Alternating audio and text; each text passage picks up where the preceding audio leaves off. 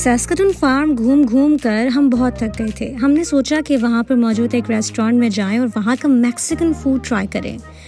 आपको बताऊं कि खाना वहाँ का ना सिर्फ लजीज था बल्कि बहुत ही सस्ता था, क्योंकि सैस्कटून फार्म में जितनी भी सब्जियां यूज़ होती हैं, जितना भी मीट यूज़ होता है, वो सब वहाँ के फार्म का होता है। बिल्कुल प्रोसेस नहीं होता और बहुत फ्रेश होता है। आप चाहें तो आप वहाँ से सब्जियाँ भी ख़रीद सकते हैं कम दामों में, लेकिन बिलीव मी, अगर आपने वहाँ की सब्जियों का टेस्ट कर लिया तो आपको शायद पूरे कनाडा में कई सब्जियाँ अच्छी ना लगे। और कनाडा की बारिश में कनाडा घूमने का अपना ही मज़ा है, तो मैंने सोचा कि क्यों ना वक्त को कैप्चर किया जाए और आप लोगों को भी दिखाया जाए। आई होप आप लोगों को पसंद आया होगा।